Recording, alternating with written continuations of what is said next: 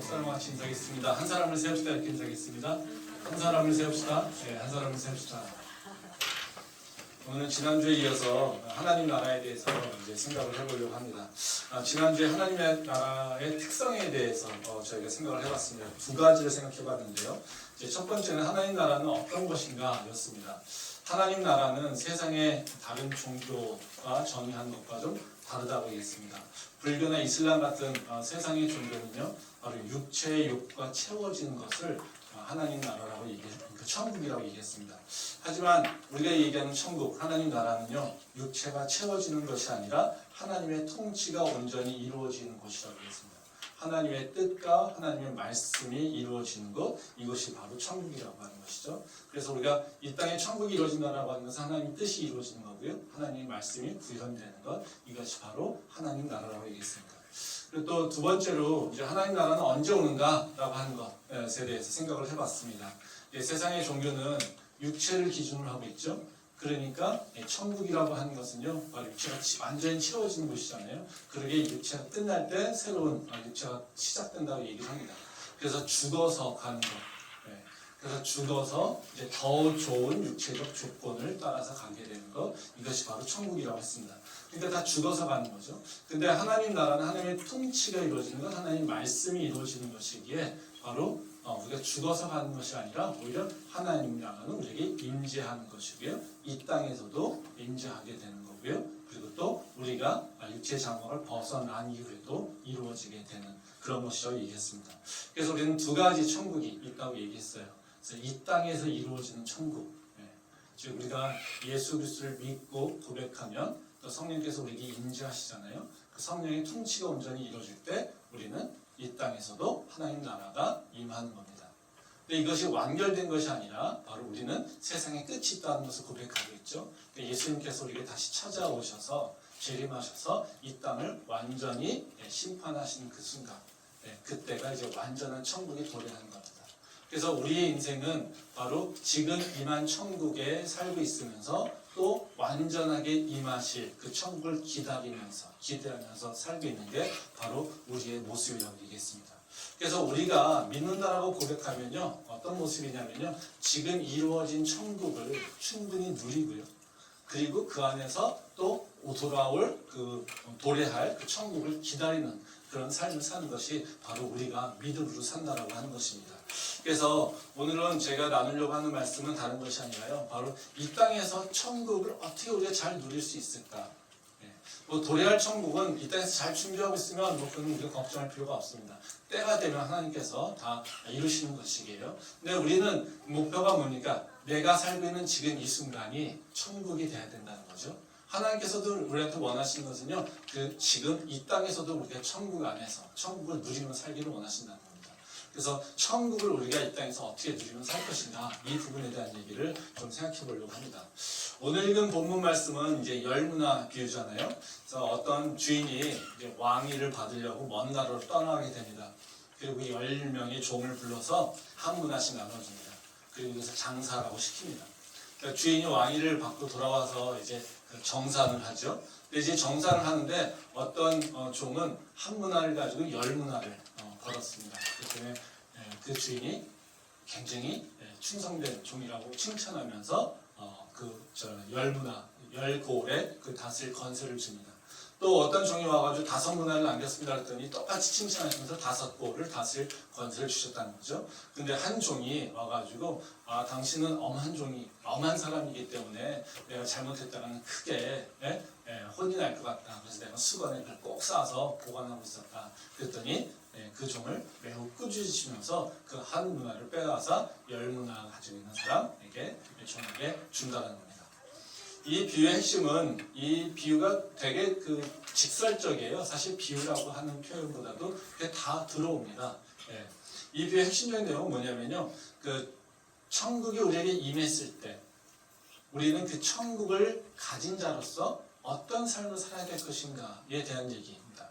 즉, 천국이 우리한테 왔을 때 우리는 어떻게 그 천국에 대해서 반응하며 살 것인가, 이것에 대한 얘기하는 거죠. 오늘 읽은 본문 말씀에서 보면 12절에 보면 그런 얘기입니다. 귀인이 왕위를 받으러 먼 날로 가는 상황, 이걸 얘기하고 있잖아요. 즉 예수님께서 십자가를 지시고 하늘로 가신다는 겁니다. 그리고 다시 재림할 때 그 상황을 얘기하고 있는 것이죠. 그리고 또 13절에 보면 다른 백성들이 미워하여서 우리 왕됨을 싫어한다고 얘기하잖아요. 세상을 얘기하고 있는 거예요. 세상에서는 예수님이 왕되는 것을 싫어하죠. 왕 아니라고 얘기합니다. 그래서 그런 환경에 이제 그 종들이 있었다는 거죠. 그 종들이 이제는 즉 세상에서 예수님을 부인하는 그런 세상에서 이제 종들이 뭐 해야 되니까 장사를 해야 되는 거예요. 어떤 장사에 천국을 확장시키는 장사를 해야 된다는 거예요. 그래서 그 천국을 어떻게 확장시킬 것인가에 대한 얘기를 하고 있는 거라는 거죠. 그래서 이 비유를 통해서 우리한테 말씀하시는 것은 바로 우리가 다시 오실 예수님을 어떻게 준비할 것인가, 어떻게 기다릴 것인가, 즉 무엇을 하면서 어떻게 기다릴 것인가, 이 땅에서 사는 모습에 대해서 얘기를 하고 있다는 거죠. 그래서 제가 오늘 이 말씀을 통해서 이 땅에서 우리에게 천국이 어떻게 임하는지, 그리고 이 땅에서 천국에 완전히 우리가 충분히 누리고 살려면 어떻게 해야 되는지 이 부분에 대한 얘기를 좀 생각해 보겠습니다. 첫 번째로 이제 우리가 이 땅에서 하나님 나라를 위해서 해야 될 일이 뭐가 있을까? 즉 천국을 내 안으로 품으려면 무엇을 해야 될까? 이것이 첫 번째 우리가 고민해야 될 내용이죠. 다른 것이 아닙니다. 여러분 다 잘 알고 있는 얘기입니다. 우리가 천국이 내 안으로 들어오게 하려면요, 내가 받아들인다는 건 어떤 거냐면요, 내가 회개하고 예수님을 왕으로 인정하는 겁니다. 즉 회개하고 예수님을 나의 왕으로 인정하는 거라는 거죠. 말씀 한번 보겠습니다. 마태복음 3장 1절과 2절 말씀입니다. 그때 세례 요한이 이르러 유대 광야에서 전파하여 말하되 회개하라 천국이 가까이 왔느니라 하였으니. 이 말씀은 이제 천국이 우리에게 왔다는 것을 이제 알고 세례 요한이 선포하고 있는 얘기잖아요. 세례 요한이 선포한 건 뭡니까? 천국이 왔어. 이겁니다. 그러니까 뭐 하라는 거예요? 회개해. 이게 지금 천국이 지금 우리한테 오고 있어. 그러니까 네가 그 천국을 받아들일 준비를 해야 돼. 근데 받아들이는 준비는 뭡니까? 회개하는 거야. 이런 겁니다. 그러니까 우리가 천국을 받아들이려면 뭐 해야 돼요? 회개해야 되는 거예요. 회개. 어떻게 해야 될까요? 우리가 회개하라고 하면 뭐합니까? 지난날의 나를 돌아보면서 모든 죄를 다 다시 생각합니다.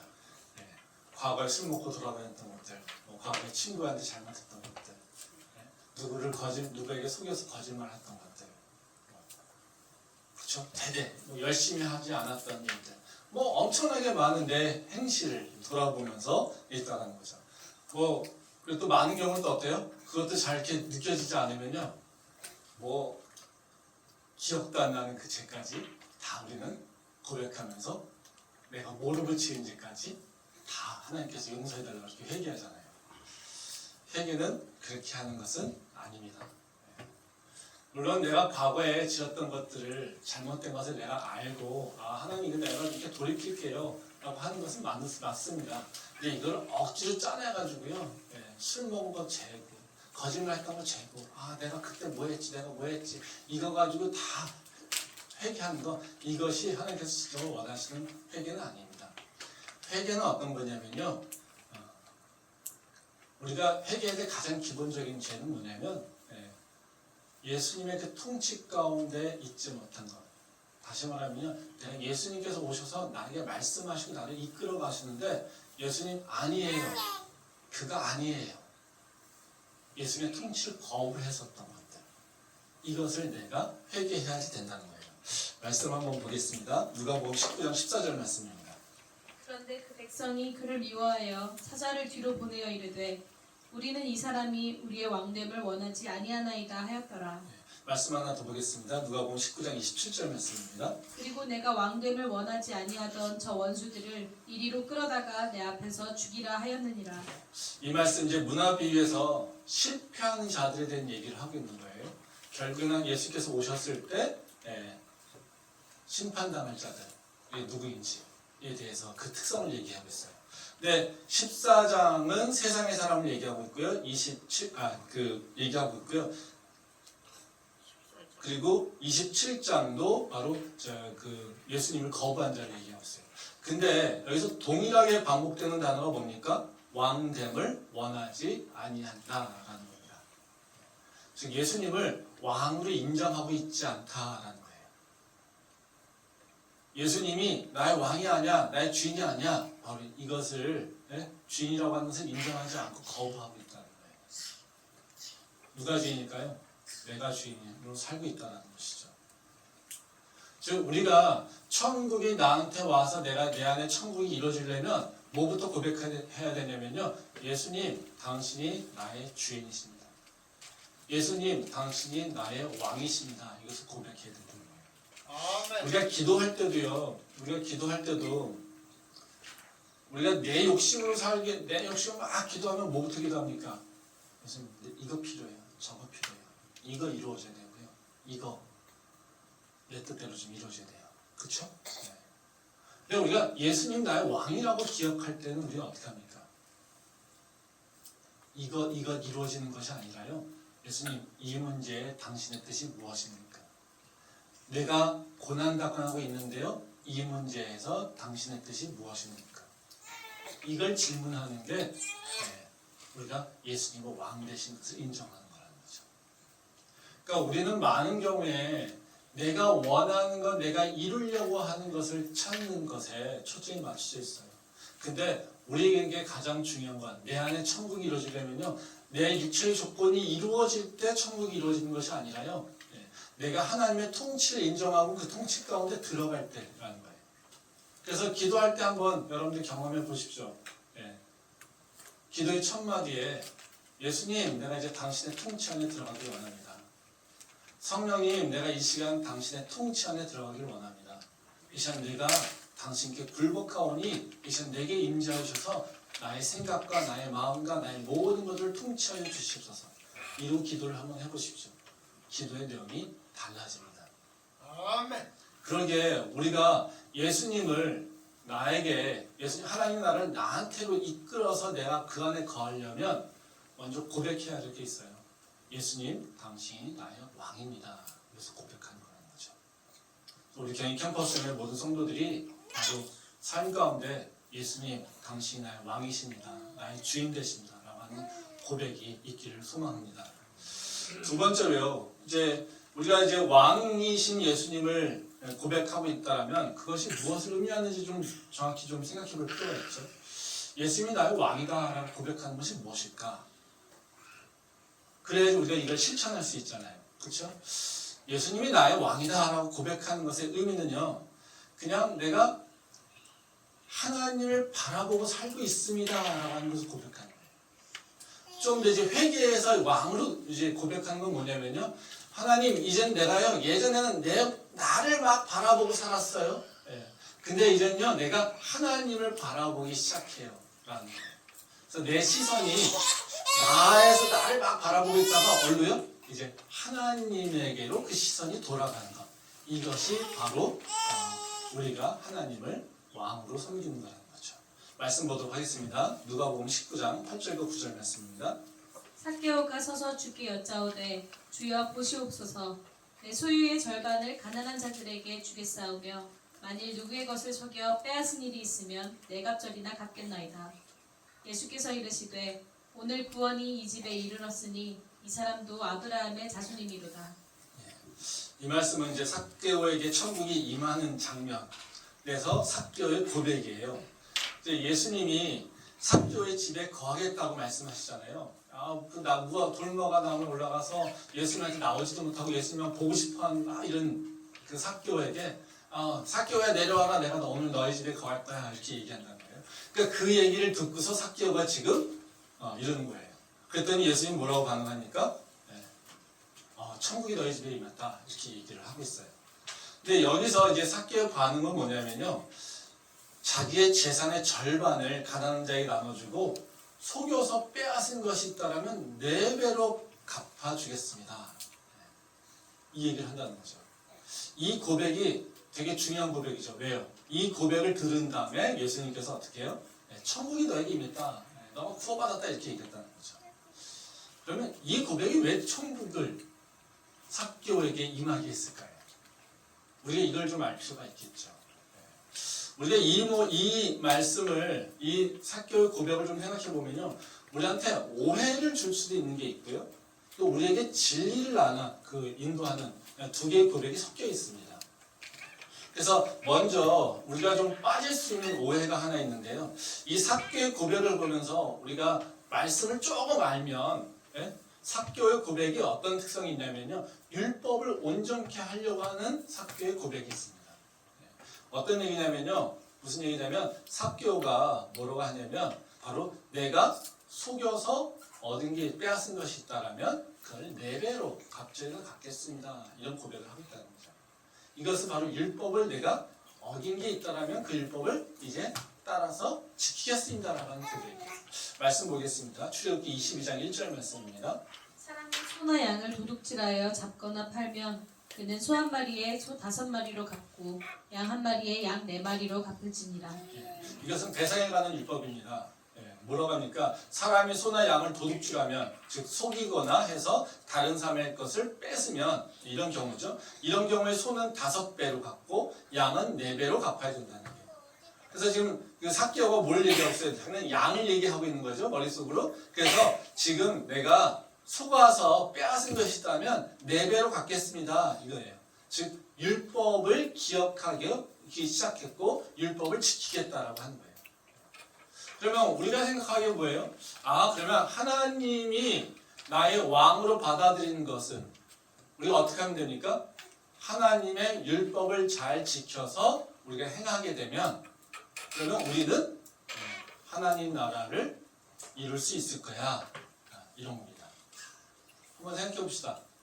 하나님의 율법을 잘 기억하고 다 이루면, 우리가 열심히 노력해서 그것을 이루면 하나님 나라에 더할 수 있을까요?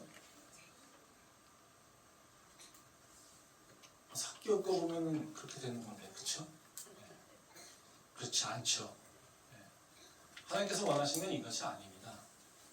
말씀 한번 보겠습니다. 누가복음 18장 18절에서 21절 말씀입니다.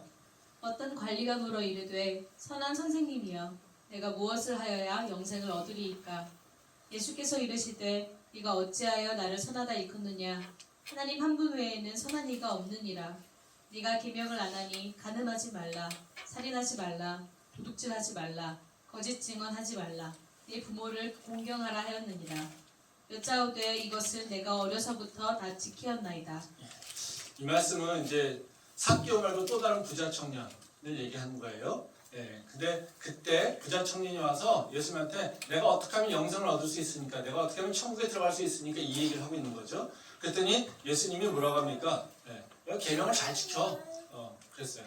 그랬더니 이 부자 청년이 뭐라고 얘기해요? 아, 그 율법 잘 지키고 있어요. 이렇게 대답하고 있어요. 그러니까 당연히 어떻게 해요? 이 청년은 천국에 들어가야 돼요. 근데 결론은 어떻습니까? 못 들어가요. 그렇죠? 영생을 얻지 못하고 오히려 실망해서 간다는 거죠. 이거 생각해보면 어때요? 부자 청년, 지금 18장에 나오는 부자 청년과 세리 부자인 삭개오, 누가 더 의로운 자일까요? 누가 지금 율법을 더 잘 지키고 있었을까요? 부자 청년이 더 잘 지켰을까요? 아니면 삭개오가 더 잘 지켰을까요? 부자 청년이 훨씬 더 잘 지켰을 거예요. 삭개오는요, 뭐 내가 속여서 뺏은 것이 있으면 4배나 갚겠다고 하는 건 무슨 얘기겠어요?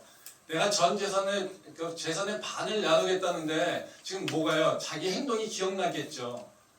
세리였으니까 아마도 자신은 원하지 않아도 아마 자신이 그런 일들을 하고 있다는 것. 그 당시 세리라고 하는 존재는 어때요? 굉장히 악독한 존재잖아요.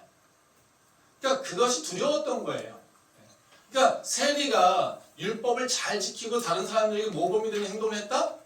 그러면 이 삭개오는 돌무화가 나오면 올라가서 예수님을 기대하지 않았을 거예요. 오히려 더 당당하게 됐을 거예요. 아마 이 부자 청년이 예수님한테 와서 내가 어떻게 하면 영생을 얻을 수 있습니까? 라고 질문하는 건 뭐겠습니까? 나는 율법 잘 지키고 있어. 이런 자신감이 있었던 거예요. 근데 성경은 재밌는 게요. 율법을 잘 지키면서 살았던 어떻게 보면 모범적인 부자 청년은요, 영생을 누리지 못하는데요. 세리로서 남의 재산 빼앗고 부자가 되었던 바로 그 삭개오는 오히려 하나님 나라를 지금 누리고 있다는 거예요. 이건 무슨 얘기일까요? 율법을 지키는 것 가지고 우리가 하나님 나라를 경험한다라고 얘기할 수 없다는 거예요. 아멘. 하나님께서 우리한테 원하시는 것은요, 바로 네가 모범적으로 율법을 잘 지키는 사람, 이런 사람을 우리한테 원하시는 것이 아니라는 거예요. 물론 이것도 이렇게 얘기하면 그럼 율법 안 지켜도 되는구나 이렇게 얘기하겠죠? 네. 절대 그건 아닙니다. 하나님의 나라가 임하면요, 우리는 자연히 하나님의 율법을 이룹니다.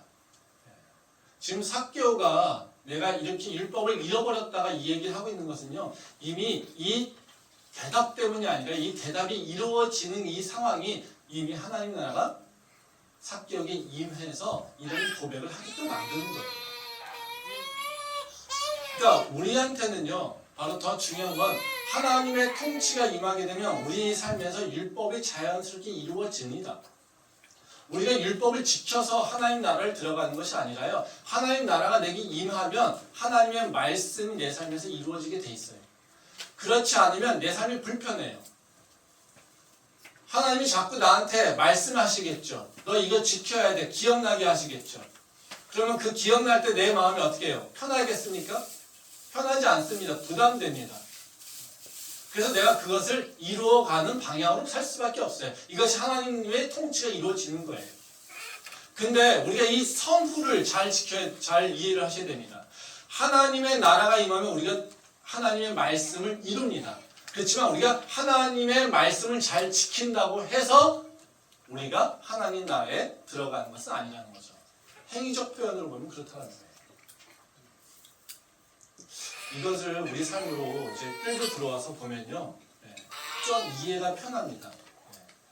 하나님이 지키라고 하는 율법, 그 계명들을 잘 지키면 우리가 항상 하나님의 통치 가운데 있는가로 우리가 좀 생각해 볼 필요가 있어요.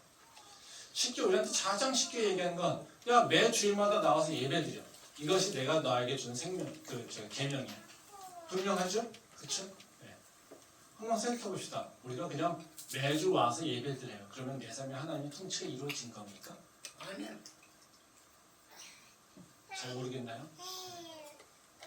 저는 목회자입니다. 그렇죠? 제 본업은 교수예요. 교수인데 교수에서 먹고 살고 있는데요. 하나님께서 부르셔가지고요, 너 목회. 알겠습니다. 그래서 제가 매주 말씀 들고 씁니다. 목회를 합니다. 하나님께서 저한테 준 명령이죠. 그럼 제가 그 자리를 잘 지키고 매일같이 설교를 준비를 하고 목양을 하고 그러면 제가 삶 속에서 하나님의 나라하고 맨날 인연이 있을까요? 아멘. 하나님의 통치 가운데 제가 들어가 있을까요? 아멘. 창피한 얘기지만 안 그럴 때가 많다는 거예요. 제가 이 앞에서 말씀을 선포하고 있지만 제 스스로 하나님의 말씀을, 하나님의 통치를 다 지키지 못할 때 꽤 많다는 거예요. 우리가 행위적으로 해서 하나님의 계명이 이렇게 행동적으로 규명되어 있으니까 그 하나님의 그 말씀을 따라서 이렇게 행동해야 돼 라고 하는 생각으로 있다고 해서 우리가 하나님의 뜻을 따라서 하나님의 말씀을 따라서 살고 있다고 생각하면 안 됩니다. 우리한테는요, 겉모습의 행동이 중요한 것이 아니라요, 우리가 지금 무엇을 바라보며 무엇을 어떤 생각으로 살고 있느냐, 이것이 더 중요하다는 거예요. 너무 긴장하지 말고요. 그냥 긴장하면 애게 더 불안하지. 그렇죠? 아무도 신경 안 쓰니까 편하게 하세요. 그러니까 우리가 행위로 율법을 지킨다, 내가 알고 있는 말씀을 지킨다, 그렇다고 해서 내 삶에 하나님의 나라가 이루어진다라고 하는 생각을 갖지 마세요. 그거는 율법주의자들이 갖는 생각입니다. 그거는 세상의 종교들이 하고 있는 일들이에요. 하나님의 나라는 내게 임하고 하나님의 나라가 나를 통치하고 있는 것이고요. 우리는요, 지키는 것이 아니라 그 하나님의 통치 가운데 순종하게 되면 자연스럽게 내 삶 가운데 하나님의 말씀이 이루어지는 거라는 거죠. 그러면 우리가 어떻게 고민해야 되느냐? 우리가 어떻게 순종할 수 있을까? 어떻게 하나님께서 말씀하실 때 그 말씀에 따라 살 수 있을까? 이것이 우리가 고민해야 되는 문제예요. 근데 지금의 교회들은요, 다 무슨 얘기를 하냐면요, 말씀 가르쳐요. 규율이 1, 2, 3, 4, 5, 6, 7, 8, 9, 10. 야, 10계명 이거야. 너 이걸 잘 지켜야 돼. 아무도 안 지키면서 다 지키래요. 그걸 가르치는 목사도 잘 지키지도 않으면서 남보고 다 지키래요. 그것이 무엇을 의미하는 건지, 그것이 다 어떤 것을 정말 실천해야 되는지 그 방법들이 가르쳐주지 않아서 너는 무조건 말씀을 지키래요. 우리는 율법을 다 지킬 수가 없어요. 그게 인간의 모습이에요. 우리는요, 하나님의 말씀을 다 알게 지키는 것이 아니라요, 우리가 하나님, 내 능력으로는 하나님 말씀을 지킬 수 없어요. 그러니까 하나님께서 내게 오셔서 내가 당신의 말씀을 이룰 수 있도록 나를 인도해 주세요. 이게 우리가 해야 되는 고백이라는 거예요. 그래서 우리가 고민해야 되는 건 뭐냐면요, 주님, 내가 저 말씀을 지킬 수 있어요가 아니라, 하나님, 내가 저 말씀을 지키며 살려면 어떻게 해야 되죠? 이것에 대한 고민을 해야 되는 거예요. 그럼 우리가 이걸 어떻게 순종하며 살 수 있을까요? 다른 것이 아닙니다. 하나님을 봐야 돼요. 그리고 하나님을 따라가려고 해야 돼요. 시선이 나를 바라보는 게 아니라요, 하나님을 바라보고 행동해야 된다는 거예요. 말씀 한번 보겠습니다. 누가복음 18장 22절 말씀입니다. 예수께서 이 말을 들으시고 이르시되 내가 아직도 한 가지 부족한 것이 있으니 내게 있는 것을 다 팔아 가난한 자들에게 나눠주라. 그리하면 하늘에서 내게 보화가 있으리라. 그리고 와서 나를 따르라 하시니. 예. 이 말씀은 이제 부자 청년에게 하시는 말씀이잖아요. 이것이 이제 하나님의 통치가 어떻게 들어갈 것인가에 대한 힌트를 주고 있습니다. 여기 보게 되면 예수님께서 부자 청년에게 요구하시는 게 있어요. 뭐냐면요, 네 재산을 다 팔아서 가난한 자들에게 나눠줘. 그리고 나를 따라 이거예요. 예수님께서 부자 청년의 그 재산이 좀 탐냈을까요? 네? 내가 지금 목회하기 힘든데, 야, 네 재산 많네? 네. 나한테 가져오면 내가 가난한 사람들 나눠줄게. 이런 건 아니죠. 그렇죠? 네. 왜 그래요? 예수님이 재산을 중요하게 여겼다면 부자 청년은요, 한테 이 전체를 다 갖고 오라고, 나눠주라고 얘기하지 않죠. 왜 삭개오는요, 반만 낸다고 하면서, 네? 이 부자 청년한테 전체를 다 갖고 오라고 하잖아요. 근데 삭개오한테는 뭐라고 해요? 삭개오가 절반만 나눠준다고 해도 예수님께서 되게 기뻐하시잖아요. 그러면 뭐 욕심났으면 뭐라고 하겠어요? 야, 10분의 1만 갖고 와. 네? 아니면 반만 갖고 와, 이랬을 거라는 거죠. 네. 근데 여기서는 재산의 액수가 중요한 게 아니에요. 네. 지금 이 부자 청년은 뭘 보며 살았을까요? 내가 재산이 충분해. 내 명예도 작지 않아. 근데 내 삶이 2% 부족해. 내가 영생을 가졌는지 확신이 안 들어. 이거예요. 계속 뭐예요? 내가 가진 걸 계속 보는데, 내가 가진 게 영생이 이게 되게 중요한 것 같은데 영생이 가졌는지 못 가졌는지 이걸 내가 확신할 수가 없어. 이래서 지금 부자 청년이 와서 물어보는 거거든요.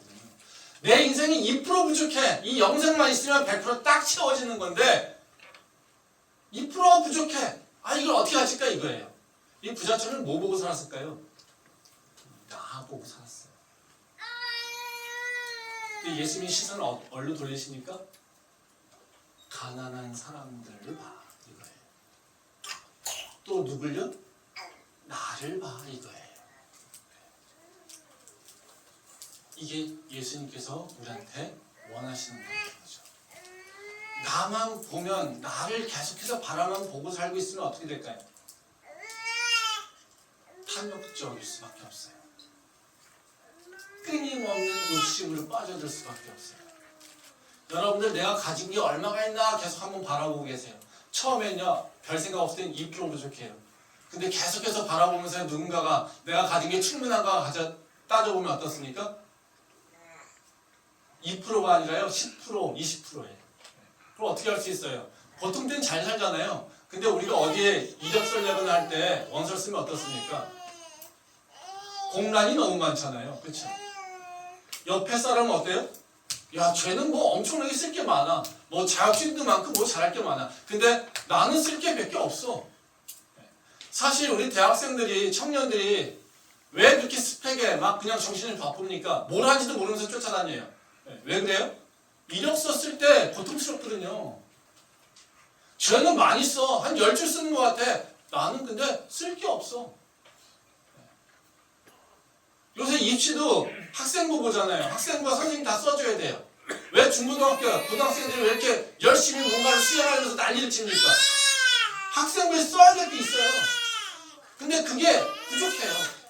근데 맨 처음에는 문제가 없어요. 그냥 살 때는. 근데요, 자꾸 나를 보면서 내가 뭔가 욕심을 채우기 위해서 나를 보면 뭐예요? 다 부족해요. 탐욕스러울 수밖에 없는 거죠.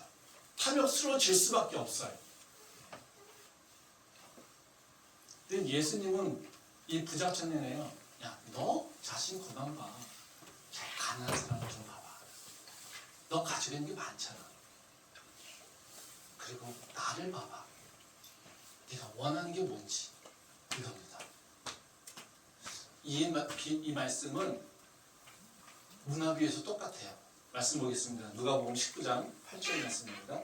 삭개오가 서서 주께 여짜오되 주여 보시옵소서 내 소유의 절반을 가난한 자들에게 주겠사오며 만일 누구의 것을 속여 빼앗은 일이 있으면 네 갑절이나 갚겠나이다.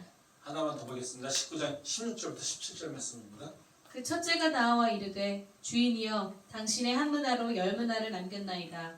주인이 이르되 잘하였다 착한 종이여 네가 지극히 작은 것에 충성하였으니 10골 권세를 차지하라 하고. 이 앞에 19장 8절은 이제 그 삭개오의 고백이죠. 이제 삭개오도 어떻습니까? 예수님한테 나와서 얘기하는 게 뭐예요?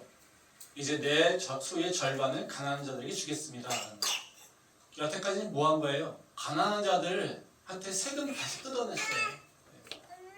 뭐 때문에요? 자기가 채우기 위해서, 자기 자리를 유지하기 위해서. 근데 이제는 어떻게 해? 거꾸로 그들의 아픔을 내가 보겠습니다. 이런 얘기예요. 지금 삭개오의 시선이 바뀌었죠. 그렇죠? 또 이 문화 위에서도 보게 되면요, 19장 17절 말씀에 보면요, 예수님께서 종에게 요구한 건 뭐냐면요, 충성하였다. 네가 칭찬하면서 뭐예요? 충성하였다라는 칭찬이에요.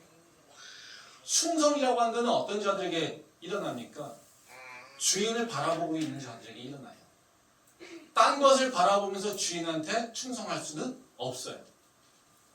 지금 이자가 충성됐다라고 칭찬받을 수 있는 이유는요, 이 종이 지금 내 앞에는 지금 주인이 없고 내 주인이 저 먼 나라로 갔다가 다시 돌아오기 전에 나한테 문화를 맡겼는데 이 문화를 통해서 장사하라고 얘기했어. 그러니까 장사하는 것이 더 중요한 것이 아니라 지금 주인이 하라고 하는 명령을 위해서 지금 열심히 살아왔다는 거예요. 그 주인을 기억하지 않았더라면 이런 일은 일어나지 않죠. 그래서 너가 열심히 수고했구나 라고 예수님께서 칭찬하는 것이 아니라요, 네가 뭐 했다고요? 충성됐다고 얘기합니다. 충성이라고 하는 건 분명히 대상이 있는 거예요. 즉 이 종이 예수님이 눈에 보이지 않지만 예수님을 바라보면서 예수님을 기억하면서 그가 행동했다고 하는 것을 이 충성이라고 하는 단어로 보여주고 있는 거예요. 지금 삭개오의 얘기도 마찬가지고요, 문화의 얘기도 마찬가지고 다 뭐에 초점이 맞춰 있으니까 너 보던 거, 너 자신 보던 거 이제는 주변을 보고 그리고 하나님을 바라봐. 그것이 너 인생에서 바로 하나님의 나라를 경험하게 되는 거야. 이렇게 얘기하고 있다는 것이죠. 하나님이 우리한테 기대하시는 건 다른 게 아닙니다. 엄청난 모범적인 행동? 그런 걸 기대하시는 게 아니에요. 엄청나게 착한 일, 선행 일을 하는 거? 이런 걸 기대하시는 게 아니에요. 하나님은요, 우리한테 원하시는 건 나를 바라보고 와 라는 겁니다.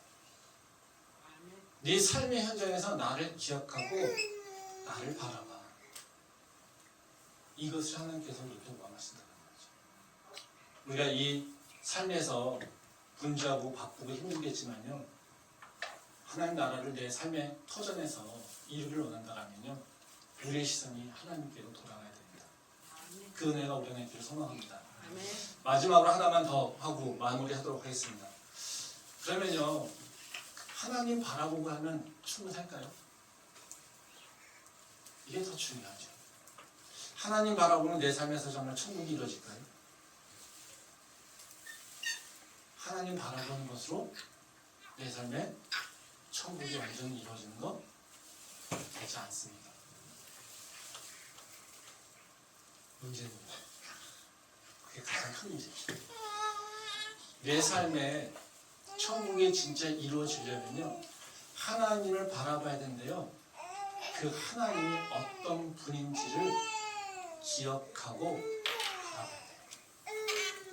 내 삶의 천국이 어떤 모습으로 이루어질까? 이것은요, 내가 지금 하나님을 어떻게 인식하고 믿고 있는가에 따라서 결정된다는 거예요. 좀 다시 설명하면요, 천국이 어떤 사람은요 아방궁 같은 게 있을 거고요, 어떤 사람은 평안한 게 있을 거고요, 어떤 사람은요 굉장히 분주하면서 바쁘면서도 바쁜 천국도 있을 수 있어요. 근데 이런 삶의 모습은 다 누가 어떻게 결정되냐면요, 내가 하나님을 누구라고 지금 고백하고 있는가, 하나님을 어떤 분이라고 고백하고 있는가에 따라서 내가 누리는 천국이 달라진다. 말씀 한번 보도록 하겠습니다. 누가복음 19장 20절부터 23절 말씀입니다. 또 한 사람이 와서 이르되 주이여 보소서, 당신의 한 누나가 여기 있나이다. 내가 수건으로 싸두었나이다. 이는 당신이 엄한 사람인 것을 내가 무서워함이라. 당신은 두지 않은 것을 취하고 심지 않은 것을 거두나이다. 주인이 이르되 악한 종아, 내가 내 말로 너를 심판하노니 너는 내가 두지 않은 것을 취하고 심지 않은 것을 거두는 엄한 사람인 줄로 알았느냐. 그러면 어찌하여 내 돈을 은행에 맡기지 아니하였느냐. 그리하였으면 내가 와서 그 이자와 함께 그 돈을 찾았으리라 하고. 이 말씀 이제 한 문화에서 이제 수건을 싸가지고 싸서 두었다가 이제 가져온 종을 평가하는 장면이잖아요. 근데 종이 왜 이 수건에다 쌌을까라는 거죠. 이미 문화를 받았다라고 하는 건요, 천국에 대한 소식을 들었다는 거예요.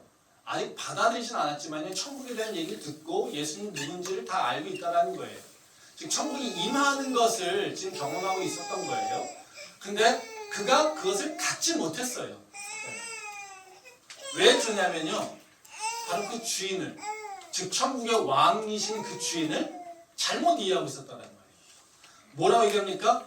당신은 엄하신 분이에요. 그래서 내가 잘못하면요, 이 가진 문화도 빼앗기고요, 아마 이 문화 말고 다른 것까지 다 뺏길 것 같아요. 그래서 내가 당신의 그 엄한 것, 이것을 지키기 위해서 당신한테 혼나지 않으려고 내가 이걸 꼭 싸매가지고 이걸 보존했어요. 내가 괜히 잘못했다가 이거라도 실패해서 잊어버리면 어떻게 해요? 이런 걱정을 하게 된 것이죠. 왜? 주인이 엄하니까. 이거죠. 이런 자들이 있죠. 이단들이 이런 일을 많이 합니다. 어떻게 해요? 조금 잘못하면요, 하나님이 친다고. 그래서 맨날 뭐 하라고요? 회개하라고요. 그래서 맨날 회개 강조하는 게 이단들이 하는 얘기입니다. 근데 여기서 더 중요한 얘기가 뭐냐면 20절에 나옵니다. 주인이 이르되 악한 종아, 내가 내 말로 너를 심판한다. 뭐라고 하세요? 너 말로 너를 심판한다는 거잖아요.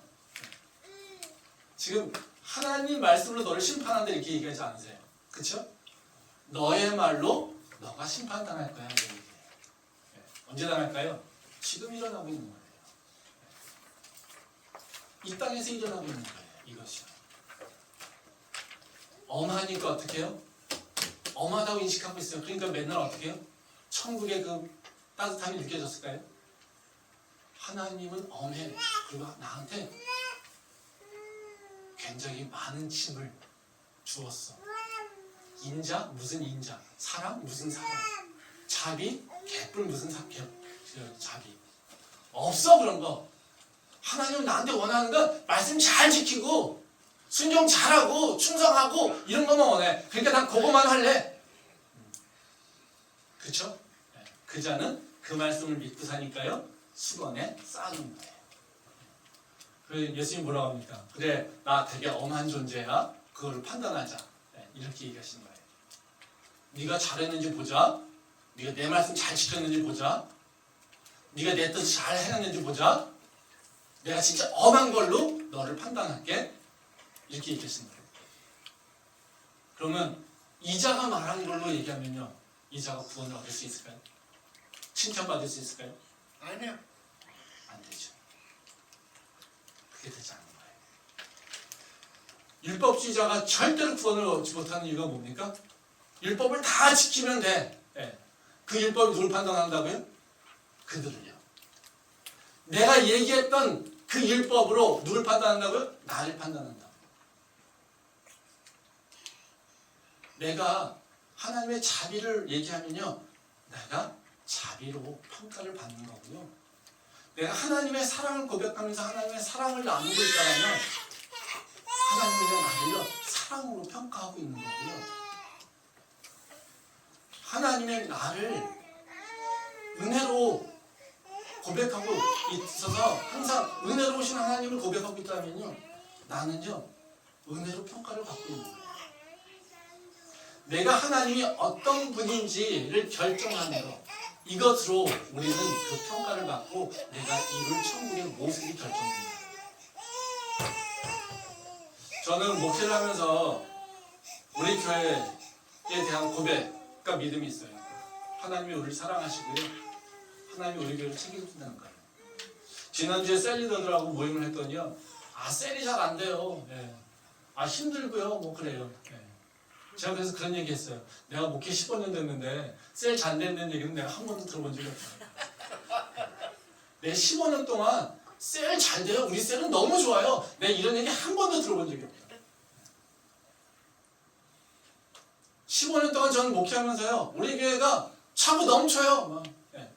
그런 적을 들어본 적이 별로 없어요. 기억이 별로 없어요. 맨날 들리는 얘기는요, 뭐가 부족해요, 뭐가 없어요, 뭐가 없어요, 뭐가 없어요. 다 없어요. 근데요, 저희는 아는 게 하나도 없어요. 다 부족하다고 하는데요, 아는 건 하나도 없어요. 저는요, 하나님께서 항상 기도할 때, 저희 교회를 놓고 기도할 때 그럽니다. 하나님, 당신이 세우신 교회잖아요. 당신이 책임지셔야 되잖아요. 당신께서 이 교회 충성한 자들에게 축복하신다고 약속하셨잖아요. 저 그거 믿고 있잖아요. 저 믿음 가지고 살아요. 하나님, 이게 사람으로 됩니까? 안 되잖아요.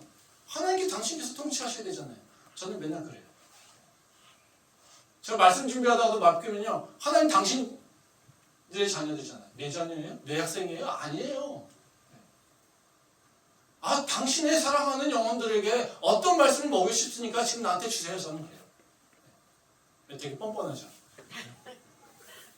왜 그렇습니까? 저는요, 하나님을 어떤 분으로 보고 있냐면요, 하나님은요, 우리를 사랑하시고 우리를 끝까지 책임지시는 분이에요. 당신께서 말씀하신 걸요, 끝까지 이루시는 분이에요. 저는 그러기에 하나님께서 이 교회를 세우실 때 하나님께서 저한테 주셨던 약속, 그 모습들을 저는 기억해요. 그러게 저희 교회가 어떤 모습이 있든지 간에 저는요, 그래서 우리 교회는 우리의 사명을 감당하면 하나님께서 이 교회를 지키시고 이 교회를 이끄신다는 저는 믿음이 확신이 있어요. 여기에 누가 있든지 누가 없든지 간에 그건 별로 하나도 중요하지 않아요. 왜? 이것은 하나님의 교회니까. 사람이 이끌어가는 교회가 아니거든요. 저조차도 제가 그 사명을 잃어버리면 제가 여기서 잘려나갈까봐 두려워하는 게 저예요. 제가 목회하니까 이 교회가 저의 스타일로, 저의 몸으로, 전 그걸 되게 두려워해요. 왜? 이 교회는 하나님의 교회니까. 하나님께서 이끌어가시는 거예요. 거기에 혹시 내 스타일, 내 생각을 강조해서 하나님의 뜻이 어긋날까봐, 그래서 내가 치임을 당할까봐. 그래서 저는 굉장히 사명을 강조하는 사람입니다. 우리 교회가 몇 사람이 모이든 그것이 별로 전 중요하지 않아요. 지난주에 좀 성도들이 많이 왔대요. 그래서 사람들이 좋아하시더라고요. 저는 그거에 별로 그렇게 반응하지 않습니다. 왜요? 몇 사람이 모이는 거 별로 하나도 안 중요하거든요. 하나님께서 우리를 통해서 이루려고 하는 그 계획들이 있다라면요, 그것은 하나님의 사람을 통해서 그걸 이루세요. 그것에 쓰임받는 것이 축복이에요.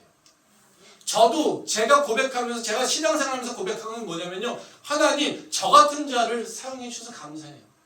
아 목사하겠다고 많은 사람들이 있는데요. 저같이 하기 싫다고 맨날 버티는 자 이 자를 무릎 꿇여서 하게 하는 거 참 감사해요.